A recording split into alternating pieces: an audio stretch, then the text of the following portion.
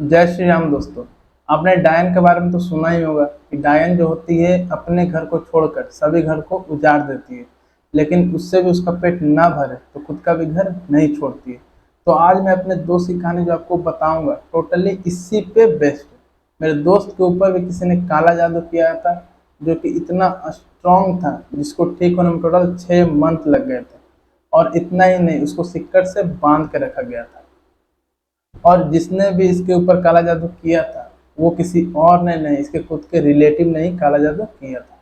और आपको इस कहानी में ये भी पता चलेगा कि कोई डायन जो होती है वो किसी के ऊपर काला जादू कैसे करती है। तो चलिए शुरू करते हैं। शुरू करने से पहले अगर आपके पास भी कोई ऐसी कहानी है जो आप मेरे साथ शेयर करना चाहते हैं तो डिस्क्रिप्शन में फेसबुक आईडी और ईमेल आईडी दोनों है, आप दोनों में से किसी पर भी भेज सकते हैं।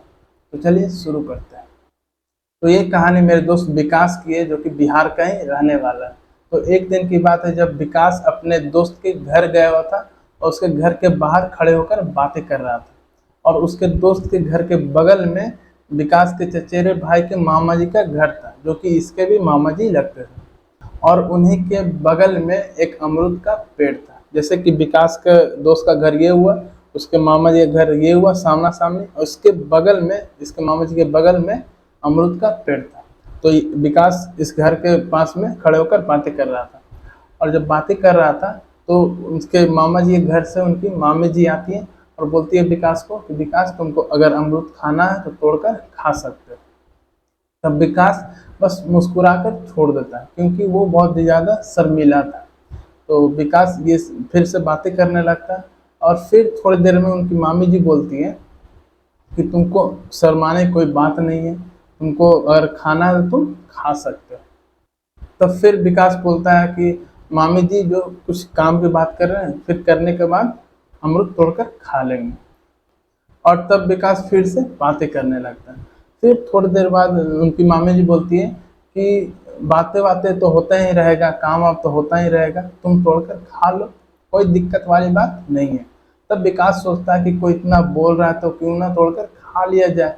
और अमरूद जो बहुत ही अच्छे दिख रहे थे, तो सोचता है कि जाकर तोड़ लेते हैं, और तोड़कर अपने दोस्त को भी देता है, खुद भी खाता है और अपने फैमिली के लिए भी ले जाता है। अपने फैमिली के लिए ले जाता है, सभी को देता है, सभी लोग खाते हैं। और विकास फिर अपने काम में इधर उधर लग जाता है और आज का दिन ऐसे ही खत्म हो जाता है। और कल होता है तब उसकी मम्मी जो थी वो अपने मायके गई थी, जो कि विकास का नानी घर हुआ। और उसका नानी घर उसके दादी घर से जस्ट बगल में ही था, मतलब कि 100 मीटर की दूरी होगा, उतना बगल में था। तो उसकी मम्मी वहीं पे गई हुई थी और शाम को चली आती है, क्योंकि विकास के दादी घर में कुछ पूजा था, किस चीज़ का पूजा था। तो उनकी मम्मी चली आती है और जब आती है तो सभी लोग मिलकर पूजा करते हैं। और पूजा खत्म हो जाता है, सभी लोग इधर उधर अपने काम में बिजी हो जाते हैं। और जो उनकी मम्मी थी वो एक जगह चुपचाप बैठी हुई थी, और बैठे बैठे अचानक वो चिल्लाने लगती है। तो सभी लोग मतलब उनको देख के थोड़ा हैरान हो जाते हैं कि क्या हो गया। फिर वो मतलब और जोर से चिल्लाने लगती है और मतलब गुस्सा करने लगती है सब पे। तो सभी लोग को लगता है कि क्या हो। और फिर इनके जो घर में बड़े लोग थे वो समझ जाते हैं कि हो ना हो फिर से इनको किसी भूत ने पकड़ा है। फिर से का मतलब इनकी मम्मी को 2-3 बार पहले भी भूत पकड़ा था, क्योंकि इनकी मम्मी का हल्का परछाई है, और कहा जाता है जिसका हल्का परछाई होता है उसको भूत जल्दी धरता है। तो इनकी मम्मी को भूत पकड़ा, सभी समझ चुके थे। फिर इनको बाबा के पास ले जाया जाता है, जो जहाँ पे हमेशा ले जाया जाता था दिखाने के लिए, वहाँ पे इनको ले जाया जाता है।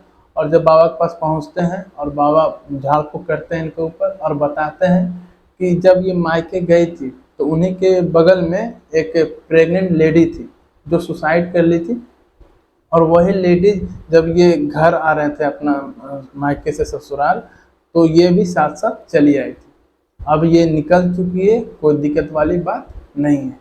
और जब ये उनकी मम्मी घर आने लगती है तो बाबा उनको अच्छत देते हैं और बोलते हैं कि अपने घर में टोटल हर जगह, हर कोना में ये अच्छत को छीट देना, और कोई भी निगेटिव एनर्जी तुम्हारे घर में नहीं आएगा।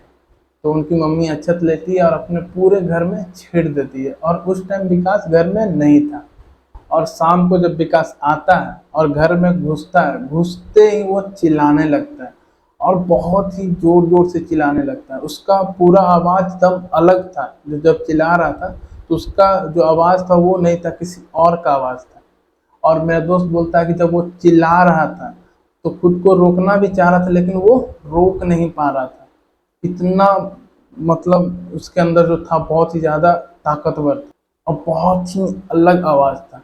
उसके पड़ोस में एक व्यक्ति था जो इसका आवाज़ सुना था, और जब सुना तो वो 2 दिन तक खाना वाना छोड़ दिया था। उसका तबीयत पूरा खराब था और बहुत ही भयानक तरीक़ा से चिल्ला रहा था। इसके पूरे घर वाले मतलब देखकर बहुत ही मतलब सोच में पड़ गए थे कि इसको अब क्या हो गया? क्योंकि इसको कभी ऐसा कुछ नहीं हुआ था और इसके पास जो भी जाता उसको मारने लगता। तब इसकी मम्मी जो थी वो समझ जाती है, थोड़ा बहुत समझती है, उतना कन्फर्म नहीं थी, लेकिन समझ जाती है कि लगता है कि इसके ऊपर किसी ने कुछ किया है। क्योंकि जहाँ पे विकास रहता था उसी मोहल्ले में बहुत लोग काला जादू करते थे। तो उनकी मम्मी सोचने लगी कि किसी ने मेरे बेटे के ऊपर कुछ किया तो नहीं है। तब वो सोचते हैं कि इसको भी बाबा के पास ले जाया जाए। तो इसको जब ले जाने की बारी आया तो किसी को तो ये छूने ही नहीं दे, खुद को आसपास आने ही नहीं दे, सभी को मारने लगे। तो आस पड़ोस में कुछ लोग थे और ऐसे घर वाले सभी लोग पूरा बांध के ले गए बाबा के पास। जब बाबा के पास ले जाया गया तो इसके अंदर जो था वो बोलता है कि तुमको जो करना है कर लो, नहीं निकलेंगे। मतलब बहुत ही ज़्यादा बदमाश था। तो जहाँ पे इनकी मम्मी का इलाज हुआ था, जो बाबा किए थे, उनसे भी ये नहीं निकला। और इसके घर के आसपास मतलब उस एरिया में जो भी बाबा था सभी के पास गए, तब भी कोई उपाय नहीं हुआ। तो सभी लोग को टेंशन में थे कि अब क्या होगा। लेकिन जहाँ पे मेरा दोस्त रहता था उसी मोहल्ले में एक व्यक्ति रहता था जो मतलब तंत्र विद्या वो भी जानता था। लेकिन उस टाइम जब विकास को ये सब हुआ था उस टाइम वो नहीं था। लेकिन 2 दिन बाद जब वो आता है उसको पता चलता है, तब विकास के पास वो आता है। और जब वो देखता है तो वो बोलता है कि जल्दी से इसको एक बाबा है वहाँ ले जाओ, नहीं तो कुछ भी हो सकता है। और बोलते हैं कि इसको थोड़ी देर के लिए शांत हम कर देते हैं, लेकिन हम निकाल नहीं सकते, और तुम उस बाबा के पास ले जाओ, वही ठीक करेंगे। कितना भी बड़ा कोई हो वो ज़रूर निकाल देंगे। तब इसको कुछ देर के लिए शांत किया जाता है, क्योंकि ये बहुत ही ज़्यादा मतलब गुस्सैले था और बहुत ही ज़्यादा स्ट्रॉन्ग था। इसके आसपास कोई भी आ नहीं सकता था, ऐसा दम वो कर दिया था। और समझ लो रास्ता में कहीं जा रहा है गाड़ी पे, अगर इधर उधर कुछ हो गया तो एक्सीडेंट भी हो सकता था। तो वो बोलता है कि हम थोड़ा देर के लिए शांत कर देते हैं, तुम ले जाओ। तब इनके पूरी फैमिली बाबा के पास ले जाते हैं, जो कि बिहार के टेका बिगम में है। आप सर्च करोगे गूगल पे तो आपको टेका बिगम मिल जाएगा। तो वहीं पे वो बाबा थे, सभी इनकी फैमिली वहाँ पे पहुँचती है। तो जैसा कि आप जानते हैं कि कोई भी लोग किसी बाबा के पास जाते हैं तो पहले प्रणाम करते हैं, लेकिन यहाँ पे प्रणाम करने का एक नियम था। वहाँ पे एक सर्कल में 20 पेड़ था, जो कि अलग अलग पेड़ थे। उसका पहले 5 बार परिक्रमा करना पड़ता है, उसके बाद आप बाबा को प्रणाम कर सकते हो। और उस पेड़ का खासियत ये था कि वहाँ पे जितना भी निगेटिव एनर्जी है खुद पे खुद उस पेड़ के पास आ जाता था। तो इसीलिए उसको 5 बार परिक्रमा करने के बाद ही बाबा के पास आप प्रणाम कर सकते हैं। तो ये लोग भी 5 बार परिक्रमा करते हैं, और जब 5वां बार परिक्रमा हो जाता है तो मेरा जो दोस्त था जिसके अंदर शैतान था वो अचानक से चिल्लाने लगता है। परिक्रमा खत्म हुआ, इधर चिल्लाना शुरू, और बहुत ही भयानक आवाज़ में। इसको मतलब ये बाबा भी देखे तो लगा कि कोई शैतान है। तब बाबा बोले कि तुम वहीं पे बैठो, और बाबा साधना करने लगते हैं और पता करने की कोशिश करते हैं कि इसके ऊपर कौन है और किसने क्या किया है। तो इनके पास कुछ अच्छी आत्माएं थी जो इनके मेरा दोस्त जो था उसके घर भेजते हैं। आपको बता दें कि जो तांत्रिक होता है, भूत निकालने वाला जो बाबा होते हैं, उसके पास कोई ना कोई अच्छी आत्माएं होती हैं जो भूत निकालने में मदद करती है। जो नॉर्मल तांत्रिक होता है उसके पास 1-2 आत्माएं होती हैं, और जो बहुत बड़ा तांत्रिक होता है, वो बहुत बड़ा सिद्धि वाले तांत्रिक होता है, उसके पास बहुत सारे आत्माएं होती हैं। तो ये बहुत बड़े बाबा थे, तो इनके पास 20 आत्माएं थी जो कि अच्छी आत्मा थी। और बाबा इसको आत्माएं नहीं छड़ी बोलते थे, उनके भाषा में छड़ी बोलते थे।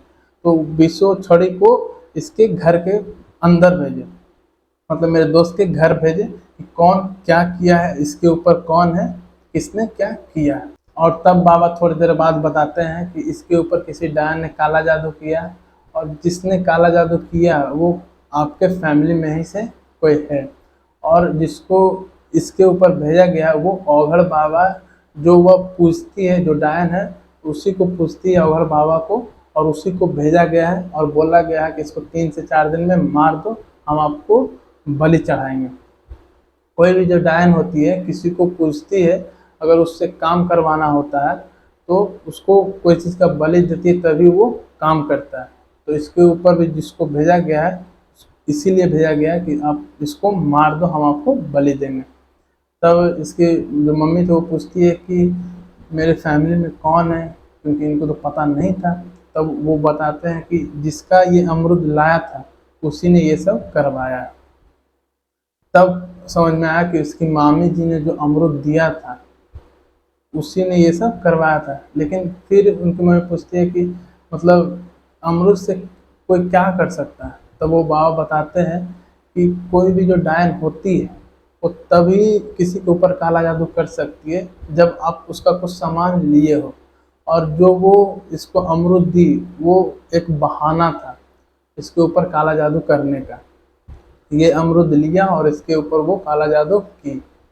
लेकिन अब टेंशन की बात नहीं है, आप यहाँ पे आ गए हो, आपको धीरे धीरे इसका सब कुछ जो है सब कुछ ठीक हो जाएगा। तब इस लोगों को पता चलता कि उनकी मामी जी ने ही इस पे काला जादू किया था। तो उस टाइम ये सब पता करने के बाद, सब चीज़ होने के बाद फिर नॉर्मल हो जाता है ये, और उसको छोड़ दिया जाता है उस टाइम। फिर जब रात होता है तो वो फिर से चिल्लाने लगता है और बहुत ही अजीब तरह से व्यवहार करने लगता है। तो जो बाबा थे उनके पास बहुत ही ज़्यादा सिद्धि है।